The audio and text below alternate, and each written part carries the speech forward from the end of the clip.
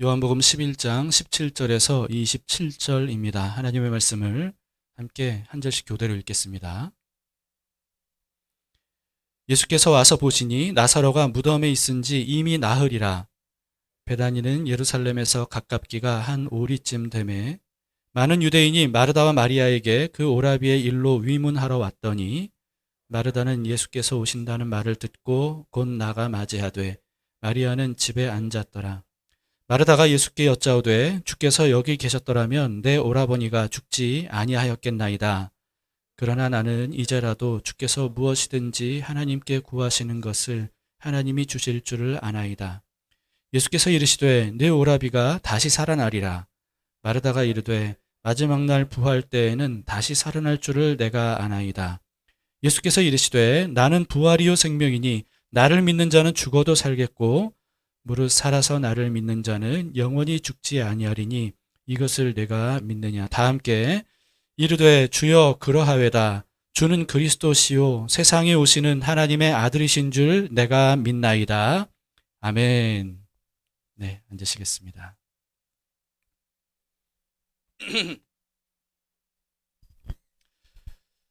이때는요, 예수님께서 십자가의 죽음을 불과 한 3개월 정도 앞둔 그런 시기였습니다. 예수님은 수전절에 성전에서 사람들에게 말씀을 전하셨죠. 근데 그때 유대인들이 예수님을 돌로 쳐 죽이려고 했었습니다. 그런데 아직 예수님께서 죽으실 때가 안 되었고, 그리고 또 예수님은 돌에 맞아서 죽으시는 게 아니라 십자가에서 죽으셔야 됐기 때문에 그 사람들을 피해서 유대 땅을 멀리 떠나신 상태였습니다. 말하자면 우리로 치자면 수도권을 멀리 떠나서 지방으로 가셨다, 이렇게 생각을 하시면 되겠습니다. 그때 예루살렘과 가까운 베다니에 있는 곳에 사는 나사로라고 하는 사람이 병들었다고 하죠. 나사로의 가족은요, 예수님과 각별한 사이였기 때문에 그래서 나사로의 누이인 마르다와 마리아가 예수님에게 사람들을 보냈습니다. 나사로가 병들었습니다, 이런 소식을 전한 거예요. 근데 예수님께서 나사로는 죽을 병에 걸린 게 아니다, 이렇게 말씀하셨습니다. 그리고는 이틀 동안 그냥 머물러 계셨어요. 그런데 나사로가 죽고 만 겁니다. 어제자 오늘 은혜를 통해서 제가 말씀드렸듯이 이게 날짜를 계산을 해보면요, 예수님께서 소식을 듣자마자 출발하셨어도 나사로의 집에 도착하셨을 때는 이미 나사로가 죽은 상태일 수밖에 없었습니다. 그러니까 날짜가 그렇게 돼요. 마르다와 마리아도 예수님께 소식을 전하는 사람을 보내고 난 다음에 얼마 안 있다가 바로 나사로가 죽었기 때문에 예수님께서 오실 수 있는 어떤 물리적인 거리가 될 수 없다, 그런 상황이 될 수 없다라는 사실을 분명히 알았을 겁니다. 그런데 예수님과 함께 있었던 제자들은요, 나사로가 죽은 줄 모르고 있었어요. 근데 예수님께서 나사로에게 가자고 하신 겁니다. 예수님은 이해할 수 없었습니다. 조금 전까지만 해도 사람들이 유대 땅에서 예수님에게 돌을 쳐서 죽이려고 했는데 왜 위험한 그 땅에 다시 돌아가려고 하십니까? 못 가게 했어요. 예수님이 그래서 나사로의 죽음을 제자들에게 알렸습니다. 그제서야 제자들이 예수님과 함께 유대 땅을 향해 출발을 한 거죠. 예수님께서 나사로의 마을에 도착하셨을 때는 이미 나사로가 무덤에 장사진 나흘이 되었을 때라고 합니다. 오늘 본문의 17절입니다. 예수께서 와서 보시니 나사로가 무덤에 있은지 이미 나흘이라. 우리나라 장례와는 달리요, 유대인들의 장례는요, 죽은 지 24시간 안에 무덤에 장사를 지낸다고 합니다. 최대한 빨리 장사를 지낸다고 해요. 그래서 예수님께서 십자가에서 죽으셨을 때에도 바로 즉시로 무덤에 장사를 지내지 않았습니까? 이게 이제 유대인들의 장례의 특징이라고 하는데요. 그렇기 때문에 무덤에 있은 지 나흘이 되었다라고 하는 것은 죽은 지 나흘 되었다라고 생각하는 것과 같다는 거죠. 그러니까 무방하다는 겁니다. 그런데 나사로의 사건이 특별한 이유가 뭐냐 하면요, 나사로가 죽은 지 나흘이나 지났는데 예수님께서 나사로를 살려주셨다는 거예요. 이전에 예수님은 2번이나 죽었던 사람을 살려주신 적이 있었습니다. 회당장 야이로의 딸도 살려주셨죠. 그리고 또 나인성이라고 하는 곳에 과부의 아들 청년도 말씀 한마디로 살려주셨습니다. 그런데 그때 2번 다 죽은 당일에 살려주셨어요. 그리고 구약 성경에도요, 죽었던 사람을 살려준 일들이 있었죠. 엘리야도 살려줬었고요. 그리고 엘리사도 살려준 적이 있습니다. 그리고 심지어는요, 엘리사가 죽은 이후에 묻힌 무덤에 엘리사의 뼈에 죽은 시체를 던졌더니 그 뼈에 닿은 시체가 살아났어요. 그래서 구약 성경에 기록된 것만 해도 죽은 사람이 3번 살아난 기록이 있죠. 그런데 이때도 모두 다 죽은 당일에 되살아났던 겁니다. 당일이면요, 아직 부패가 시작되기 전이라는 겁니다. 시체가 가장 빨리 부패하는 게 눈이 아닐까 싶어요. 눈으로부터 시작해서 이제 내장 기관, 가장 부드러운 부분이기 때문에 거기서부터 부패가 시작이 될 텐데, 당일날 다시 되살아났다라고 하는 건 부패가 아직 시작되기 전이다. 이렇게 볼 수 있는 거죠. 그런데 나사로는 어때요? 나사로는 이미 죽은 지 나흘이나 지났다는 겁니다. 예수님이 아무리 두 번이나 죽은 사람을 당일에 살려주셨다 할지라도 39절에서 마르다가 예수님께 말씀드렸듯이 이미 나사로의 경우는 부패가 시작이 돼서 냄새가 날 정도라는 겁니다. 그러니까 외부적인으로 냄새가 날 정도면은요, 그러면 뭐 거의 내장기관은 이미 다 썩은 상태이고 눈에 보이는 부분들도 부패가 시작이 되었다, 이렇게 볼 수가 있는 거죠. 그렇기 때문에 그런 나사로를 아무리 예수님께서 그동안 당일에 2번 사람들을 살려주신 적이 있다 할지라도 이렇게 부패가 진행된 나사로는 살릴 것이라고는 전혀 누구도 생각할 수가 없는 그런 상황이었던 거죠. 그런데 나사로는 이렇게 죽은 지 나흘이나 지난 상태였는데요. 예수님께서 이틀이나 출발을 지연했었다는 거예요. 근데 사실은요, 사람들이 이렇게 나흘이나 된 나사로에게 어떤 희망도 가질 수 없는 이런 상태가 되게 하시려고 주님께서 출발을 늦추셨다라고 하는 겁니다. 어떤 기대도 소망도 가질 수 없는 완전한 절망의 상태가 될 때까지 예수님께서 기다리셨던 거예요. 왜냐하면 죽음이 바로 그런 것이기 때문입니다. 여러분, 죽음이라는 게 뭡니까? 일말의 소망도 가질 수 없는 완전한 절망의 상태. 이게 바로 죽음이죠. 나사로의 마을 베다니는요, 예루살렘과 불과 5리 정도의 거리밖에 안 된다고 해요. 그러니까 약 3km 이내에 가까운 거리입니다. 그만큼 베다니는 예수님과 제자들이 방문하기에는 굉장히 위험한 지역이었어요. 예루살렘에 있는 사람들이 언제 와서 돌로 쳐 죽이려고 할지 모르기 때문이죠. 그래서 예루살렘에 살고 있었던 많은 유대인들이 나사로가 죽은 것을 위문하기 위해서 나사로의 이 집에 찾아온 그런 상태였습니다. 예수님께서 베다니 마을에 들어오시기 전에 마르다에게 예수님께서 오신다는 소식이 전해졌습니다. 그래서 마르다는 마리아에게 알리지 않고 먼저 예수님께 마중 나갔어요. 길에서 예수님을 만난 마르다가 이렇게 예수님께 말씀을 드렸다고 합니다. 21절입니다. 마르다가 예수께 여짜오되 주께서 여기 계셨더라면 내 오라버니가 죽지 아니하였겠나이다. 여러분, 이 마르다의 말을 우리가 언뜻 보면요, 왜 이렇게 늦게 오셨냐고, 왜 빨리 오셨으면 그러면 우리 나사로가 죽지 않았을 텐데, 이렇게 뭔가 원망하고 불평하는 말인 것처럼 보이지만 이미 제가 말씀드렸듯이 날짜 계산을 하면 소식이 전해지자마자 출발했어도 예수님께서 늦으실 것이다, 제때 오실 수가 없다라고 하는 사실을 이미 마르다와 마리아도 알고 있었다는 거죠. 그런 의미에서 마르다가 예수님께서 하신 말씀은요, 왜 이렇게 늦게 오셨습니까? 이런 뜻이 아니라는 겁니다. 그래서 마르다가 뭐라고 얘기해요? 주께서 빨리 오셨더라면, 또는 주께서 늦지 않으셨다면, 이렇게 말한 게 아니죠. 주께서 여기 계셨더라면, 이렇게 얘기를 했던 겁니다. 그러니까 이거는 예수님을 원망했던 게 아니고요, 예수님께서 우리와 함께 계셨더라면 좋았을 텐데, 이런 하소연을 하는 거죠. 어느 누가 마르다와 같은 이런 마음을 갖지 않겠습니까? 우리라도 마르다 같이 이렇게 말하지 않았겠어요? 예수님이 우리와 함께 계셨더라면 우리 사랑하는 나사로가 죽지 않았을 텐데, 이런 하소연을 했겠죠. 예수님도 마르다가 그런 아쉬움을 느끼는 것을 당연하게 여겼을 것이라고 생각합니다. 이어서 마르다가 이렇게 말했습니다. 22절입니다. 그러나 나는 이제라도 주께서 무엇이든지 하나님께 구하시는 것을 하나님이 주실 줄을 아나이다. 여러분, 마르다가 한 이 말이 무슨 뜻일까요? 예수님께서 지금이라도 나사로를 다시 살려주실 수 있습니다. 이렇게 말한 걸까요?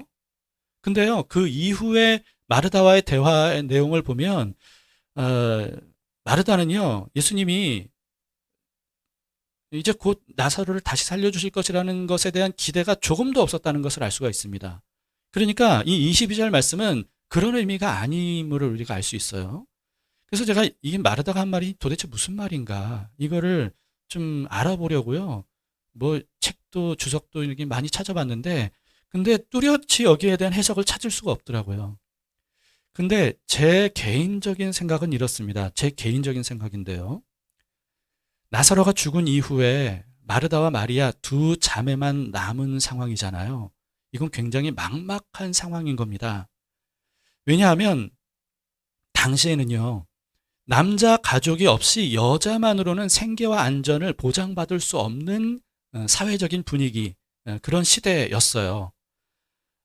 그래서 마르다와 마리아가에게 아버지, 남편, 아들 뭐 이런 식으로 누군가 남자가 있었다면 사실 이 자매들에게는 앞으로 살아가는데 버팀목이 있었던 겁니다.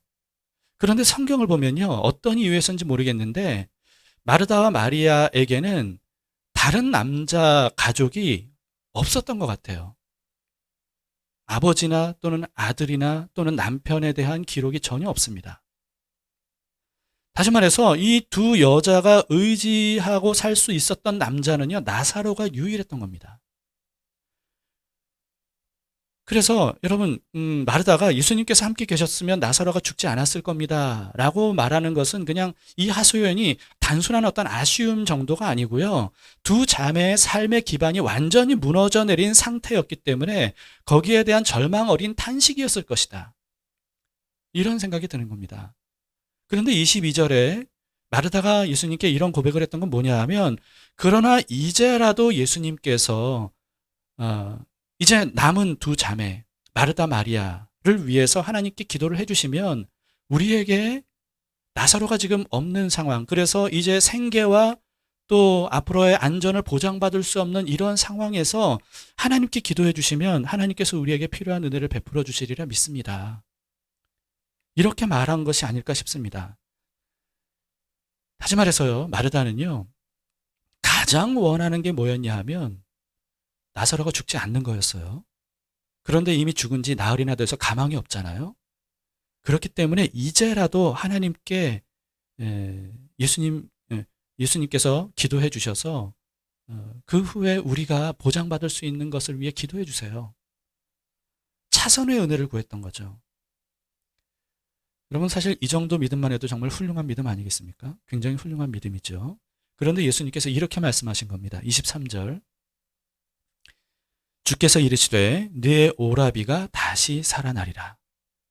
예, 무슨 뜻입니까? 여러분, 마르다는요, 이미 포기한 최선의 은혜였어요. 나사로가 죽지 않는 거. 근데 그건 이미 끝장난 거예요. 포기한 최선의 은혜였습니다. 그런데 바로 이들이 포기한 그 최선의 은혜를 예수님께서 베풀어 주겠다는 겁니다. 마르다의 말대로 예수님께서 함께 계셨다면 나사로는 죽지 않았을 거예요. 그러나 나사로가 죽었어도 예수님께서 함께 하시면 다시 살아날 것이라고 말씀하신 겁니다. 자, 여러분, 물론 이 말씀은요, 예수님께서 죽은 지 나흘이나 된 이 나사로를 이제 곧 다시 살려주실 것이다 라고 하는 의미로 말씀하신 거죠. 그런데 사실은 이 말씀에는요, 그 이상의 의미가 담겨져 있습니다. 일단 마르다가 뭐라고 대답했는지 봅시다. 24절을 보세요. 마르다가 이르되 마지막 날 부활 때에는 다시 살아날 줄을 내가 아나이다. 나사로가 다시 살아날 것이다 말씀하시니까 맞습니다. 마지막 날에는 부활하게 될 것이라고 믿습니다. 이렇게 고백한 겁니다. 당시 마르다로서는요, 예수님의 이 말씀을 이렇게밖에 해석할 수 없었을 겁니다. 나사로를 이제 곧 살려줄 것이다 라고 생각하기에는 너무 늦어도 완전히 늦어버린 거예요. 성경 어디에도 그런 전례는 없었어요. 당일날 살려준 기록들만 있을 뿐이죠. 예수님도 마찬가지고요. 그렇기 때문에 예수님의 이 말씀을 이렇게 이해한 거, 여러분 이거는 당연합니다. 대부분 마르다의 믿음이 온전하지 못했다 이렇게 평가를 하더라고요. 주석들을 보면요. 근데 저는 묻고 싶어요. 여러분 마르다의 입장이었으면 어느 누가 당장 예수님께서 나사로를 살려주실 것이라고 그렇게 생각을 했겠습니까? 마르다처럼 가장 훌륭한 믿음을 가진 사람도 이런 말을 했을 겁니다. 마지막 날에는 나사로 다시 살려주시리라 믿습니다. 부활할 것이라고 믿습니다. 예수님도요, 마르다의 말을 책망하시거나 교정하려고 하신 흔적이 오늘 본문에 전혀 없습니다. 여러분, 마르다의 믿음은 잘못된 믿음이 아니에요. 훌륭한 믿음입니다. 저는 오히려 예수님께서 마르다의 이 말을 기뻐하셨다고 생각해요. 그래서 예수님께서 진짜 하시려고 하는 일이 뭔지에 대해서 말씀하실 기회로 삼으신 거죠. 이 마르다의 말을 통해서. 너의 오라비가 다시 살아나리라 라고 하신 것은요, 단지 이제 곧 나사로를 다시 살려주겠다라는 말씀의 의미만이 아니라 그 이상의 의미가 담겨져 있는 말씀인데 그 이상이 뭔지를 알려주시기 위해서 마르다의 이 고백을 이용하신 거예요. 마지막 날 부활 때 나사로가 다시 살아날 것이라고 믿고 안다라고 하는 이 마르다의 말에 대해서 예수님께서 기다리셨다는 듯이 이렇게 말씀하셨습니다. 25절 26절입니다. 예수께서 이르시되 나는 부활이요 생명이니 나를 믿는 자는 죽어도 살겠고 무릇 살아서 나를 믿는 자는 영원히 죽지 아니하리니 이것을 내가 믿느냐. 마르다의 믿음을 부족한 믿음이라고 책망하신 게 전혀 아닙니다. 부활에 대한 마르다의 말을 오히려 예수님이 받으셨어요. 그리고는 자신이 바로 네가 말한 대로, 마르다 너가 말한 대로 마지막 부활 때 나사로를 살려줄 수 있는 존재가 바로 나다. 뿐만 아니라 모든 사람들을 다시 살리는 부활과 생명이 바로 나다. 이렇게 말씀해 주신 겁니다. 여러분, 예수님은요, 분명히 부활에 대해서 말씀하셨습니다. 무슨 뜻이냐면요, 예수님은 소생에 대해서 말씀하신 게 아니라는 거예요. 부활과 소생의 차이점에 대해서 제가 몇 번 우리 교회에서 설명한 적이 있죠. 기억을 하실 것이라고 저는 믿습니다. 네, 그래도 다시 설명을 해야 될 필요가 있는데요. 이미 말씀드렸다시피 구약 성경에서 3번 죽었던 사람이 다시 살아난 기록이 있죠. 그리고 예수님도 이미 2번 죽은 사람을 살린 적이 있었고요. 예수님 외에도요, 베드로하고 바울도요, 죽은 사람을 살린 적이 있습니다. 이 성경에 기록이 돼 있어요. 그리고 오늘 본문에서는 자그마치 죽은 지 나흘이나 된 나사로를 예수님께서 이제 곧 살려주시잖아요. 근데 그게 다가 아니고요. 심지어 예수님께서 십자가에서 숨을 거두셨을 때에 대한 기록이 성경에 기록이 되어 있는데 이런 일이 있었다고 기록이 되어 있습니다. 마태복음 27장 51절부터 53절입니다. 예수님이 십자가에서 숨을 거두셨을 때 이에 성소 휘장이 위로부터 아래까지 찢어져 둘이 되고 땅이 진동하며 바위가 터지고 무덤들이 열리며 자던 성도의 몸이 많이 일어나되 예수의 부활 후에 그들이 무덤에서 나와서 거룩한 성에 들어가 많은 사람에게 보이니라. 여러분, 이게 무슨 뜻입니까? 예수님이 십자가에서 죽으셨을 때 죽은 사람들이 살아났는데 한두 명이 아니었던 거예요. 많은 사람이 무덤에서 일어났다는 거죠. 그리고는 예수님께서 부활하신 이후에 이 무덤에서 일어난 사람들이 자신도 살아났다고 자신의 모습을 드러냈다는 겁니다. 몇 명인지는 모르겠지만 여러분, 성경이 이처럼 기록된 것만 보더라도요, 죽었다가 살아난 사람들은 굉장히 많아요. 특히나 이 마지막 예수님께서 십자가에서 죽으셨을 때 살아난 사람들이 있었다라고 하는 이 장면은 굉장히 상징적인 사건이죠. 예수님의 죽으심으로 누군가 살아났다는 거예요. 그렇기 때문에 죽었다가 살아난 사람들이요, 꽤 많았던 겁니다. 그런데 여러분, 이와 같이 다시 살아난 사람들의 공통점이 있어요. 성경에는 기록되어 있지 않지만요, 분명한 사실이 뭐냐 하면 이렇게 죽었다가 살아난 사람들은 모두가 다 언젠가는 다시 죽었다는 거예요. 한 사람도 예외 없이 다시 죽었다는 겁니다. 그래서 이건 부활이 아니라 소생이다 라고 말하는 거죠. 부활은 이런 식이 아닙니다. 소생이에요. 소생은요, 되살아나긴 되살아났대 죽기 이전과 똑같은 몸으로 되살아난 거예요. 그래서 다시 병들 수밖에 없고 다시 죽을 수밖에 없고 다시 썩을 수밖에 없는 몸으로 되살아난 거죠. 이거는 부활이 아니라 소생일 뿐입니다. 그래서 많은 사람들, 그래서 죽은 사람을 직접 살려본 경험이 있었던 바울도요, 예수님의 부활에 대해서 이렇게 선언을 했던 겁니다. 고린도전서 15장 20절입니다. 그러나 이제 그리스도께서 죽은 자 가운데서 다시 살아나사 잠자는 자들의 첫 열매가 되셨도다. 여러분, 이전에 죽었다가 살아난 사람들이 이렇게도 많은데, 그런데 진짜 부활은 예수님이 처음이다. 바울은 그렇게 선언한 겁니다. 진짜 부활은 예수님이 처음이다. 예수님의 부활이 첫 열매다 라고 하는 겁니다. 예수님께서 부활하신 이후에야 비로소 사람들이 부활할 수 있게 되었던 거예요. 부활과 소생은 완전히 다릅니다. 여러분, 부활은요, 죽기 전과 완전히 다른 몸으로 되살아나는 거예요. 다시는 병들지 않고 다치지도 않고 장애도 없고 그리고 죽지도 않는 몸으로 다시 사는 것. 이게 바로 부활입니다. 부활하신 예수님에 대한 기록들을 보면요, 부활한 몸이 어떤 몸인지를 우리가 어느 정도 알 수가 있는데, 음식을 먹을 수 있으면서도 시공간을 초월해요. 문이 닫혀있는 방 안에 들어오시기도 하고, 갑자기 갈릴리하고 예루살렘은 굉장히 거리가 멀거든요. 그런데 순식간에 이동을 하시는 어떤 그런 모습들을 우리는 성경을 통해서 볼 수가 있습니다. 요즘에야 여러 영화, 소설, 드라마 이런 것들도 순간이동에 대한 어떤 생각들을 사람들이 가지고 있지만요, 이 고대에 그런 생각을 가지고 있는 사람들이 어디 있었겠어요? 그런데 이런 것들이 성경에 기록이 되어 있다는 겁니다. 이게 바로 부활한 몸의 특징이라는 거예요. 3차원의 세계를 초월하는 몸이죠. 그리고 3차원의 세계를 초월하는 정도가 아니라 차원을 넘어서 영생을 가능하게 하는 몸으로 갈아입는 것. 이게 바로 부활입니다. 부활에 대해서 알려면 성경 어디를 펴보면 됩니까? 고린도전서 15장입니다. 부활에 대해서 알고 싶으면 고린도전서 15장을 펴서 읽어보세요. 42절부터 44절 보시겠습니다. 죽은 자의 부활도 그와 같으니 썩을 것으로 심고 썩지 아니할 것으로 다시 살며 욕된 것으로 심고 영광스러운 것으로 다시 살며 약한 것으로 심고 강한 것으로 다시 살며 육의 몸으로 심고 신령한 몸으로 다시 살아나니 육의 몸이 있은즉 또 영의 몸도 있느니라. 그리고 이어서 48절부터 49절입니다. 무릇 흙에 속한 자들은 저 흙에 속한 자와 같고 무릇 하늘에 속한 자들은 저 하늘에 속한 이와 같으니 우리가 흙에 속한 자의 형상을 입은 것 같이 또한 하늘에 속한 이의 형상을 입으리라. 이게 바로 부활이라는 겁니다.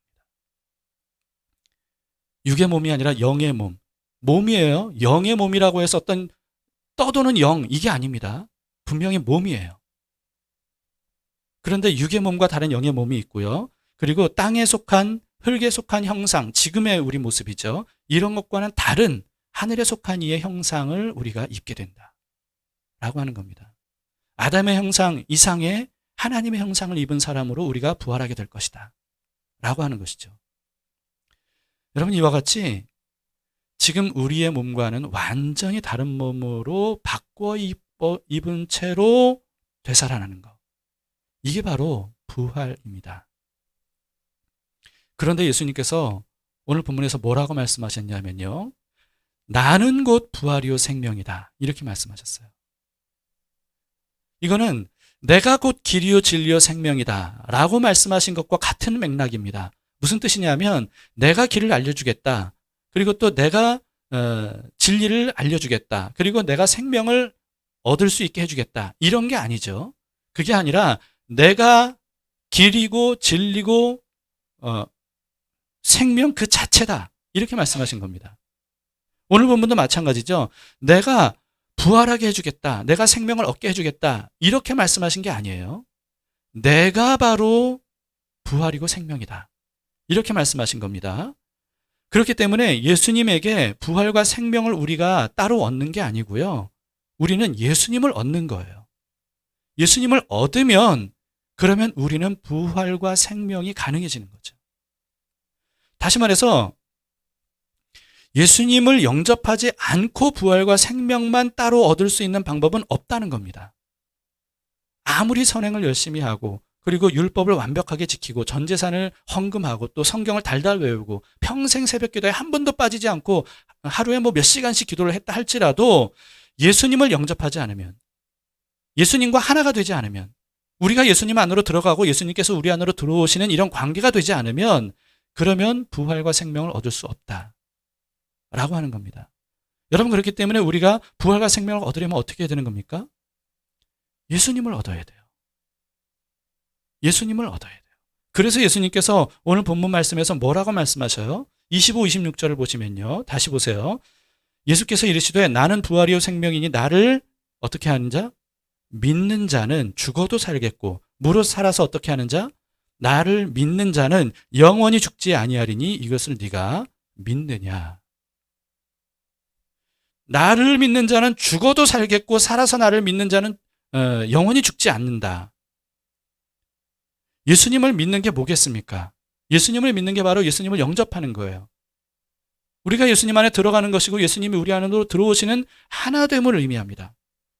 그렇기 때문에 예수님을 믿지 않고는 어떤 방법으로도 부활과 생명을 얻을 수 없다 라고 하는 것을 말씀하신 겁니다. 예수님은 이 사실을 말씀하시면서 마르다에게 물으셨어요. 네가 이것을 믿느냐? 물으셨죠. 마르다가 어떻게 대답했습니까? 27절을 보세요. 이르되 주여 그러하여다. 주는 그리스도시요 세상에 오시는 하나님의 아들이신 줄을 내가 믿나이다. 여러분, 정말 훌륭한 믿음입니다. 우리에게 이런 믿음이 있어야 돼요. 본문 어디에서도 마르다의 믿음이 부족하다거나 잘못되었다라고 하는 단서를 사실은 전혀 찾을 수가 없습니다. 예수님은 바로 이런 믿음을 보고 싶으셨던 거예요. 그리고 이런 고백을 듣고 싶으셨던 겁니다. 여러분, 예수님께서 나사로가 다시 살아나리라, 네 오라비가 다시 살아나리라 라고 말씀하신 것, 여러분, 이거는요 사실 나사로의 소생에 대한 말씀이라기보다는요 예수님은 부활을 염두에 두고 말씀하신 겁니다. 나사로를 예수님이 다시 살려주신 것, 여러분, 이것은 소생이죠. 그런데 사실 예수님께서 네 오라비가 다시 살아나리라 라고 말씀하신 것은 소생을 알려주고 싶으셨던 게 아니고 부활을 알려주고 싶으셨던 거라는 거예요. 나사로의 소생을 통해서 예수님이 바로 부활과 생명이심을 사람들이 깨닫고 믿고 알므로써 사람들이 부활과 생명을 얻게 하시는 것, 이게 바로 오늘 나사로 사건을 통해서 예수님께서 원하시는 바로 그와 같은 그림이었습니다. 예수님은 나사로를 되살려 주셨죠. 그럼으로써 예수님이 부활이요 생명이다라고 하는 이 말씀이 진실이라는 사실을 분명히 충분히 믿을 수 있도록 증거를 보여주셨습니다. 여러분, 예수님께서 나사로가 죽은 지 나흘이 될 때까지 기다리셨다가 다시 되살려 주신 이유가 뭐겠습니까? 단지 나흘이나 돼도 나는 나사로를 소생시킬 수 있어, 난 이런 능력이 있는 사람이야, 이걸 알려주시기 위함이 아니라 그런 나사로를 통해서 사람들이 예수님을 믿고 부활과 생명에 동참할 수 있도록 하기 위함이다 라고 하는 것입니다. 예수님이 이걸 너무나도 중요하게 여기셨던 거예요. 예수님이 정말 바라시는 게 바로 이거였던 겁니다. 그렇기 때문에 특별히 사랑하셨던 이 나사로 남매의 아픔과 눈물과 슬픔과 절망, 이걸 감수하시면서까지 주님께서 나사로가 죽도록, 그리고 나흘이나 되도록 완전한 절망의 상태로 빠지도록 내버려 두셨던 거죠. 그걸 감수하셨던 겁니다. 예수님은 유대 땅에 가면 돌로 쳐 죽일 사람들이 곧장 달려와서 달려올 수 있는 그런 사람들이 기다리고 있는 상태임을 알고 있었어요. 그럼에도 불구하고 죽은 나사로에게 찾아가셨습니다. 도마가 어제 본문에서 우리도 주와 함께 죽으러 가자 이렇게 말할 정도로요, 유대 땅으로 가는 것은 정말 위험한 행보였어요. 그럼에도 불구하고 나사로의 집으로 찾아가신 이유가 뭡니까? 나사로를 살리기 위해서? 나사로를 단지 소생시키시기 위해서입니까? 그게 아닌 거예요. 그게 목적이었다면 마르다가 얘기한 것처럼 그 전에 나사로가 죽지 않게 해주셨을 겁니다. 그게 목적이 아니었던 거예요. 나사로의 소생이 목적이 아니었습니다. 나사로를 통해서 거기에 모인 수많은 사람들, 심지어 예수님을 돌로 쳐 죽이고 싶어하는 사람들조차도 예수님을 믿고 구원과 영생을 얻을 수 있도록, 부활과 생명에 동참할 수 있도록 해주시기 위해서 주님께서는 그 모든 것들을 뚫고 유대 땅 베다니로 찾아가셨던 거죠. 나사로를 살리시기 위함만이 아니라 수많은 사람들을 영원한 죽음에서 생명으로 다시 살리시기 위함이었다는 겁니다. 오늘 본문을 통해서 예수님께서 우리에게 알려주시는 것, 그게 뭐겠습니까? 가장 중요한 것, 병 낫는 게 아니라는 거예요. 여러분 오해하지 마세요. 그 질병 낫는 거, 이게 중요한 게 아니기 때문에 그거는 뭐 그냥 제쳐둬라, 그런 뜻이 아닙니다. 질병 낫는 걸 위해서 기도하지 마라, 이런 뜻도 아니에요. 여러분 간절히 기도하시고 거기에 대해서 우리도 열심히 중보 기도를 해야 됩니다. 그런데 그보다 더 중요한 게 있다는 것을 우리에게 알려주시는 거예요. 병 낫는 것보다 더 중요한 게 있다는 거죠. 심지어 죽은 지 나흘 만에 다시 살아나는 것, 이것보다 더 중요한 게 있다는 거예요.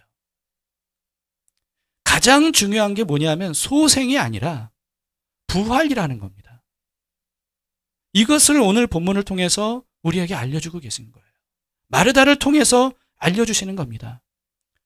이 세상에 어떤 문제가 해결받는 것보다 더 중요한 문제, 그건 뭐냐면 영원한 죽음의 문제를 해결받는 것이라는 거예요.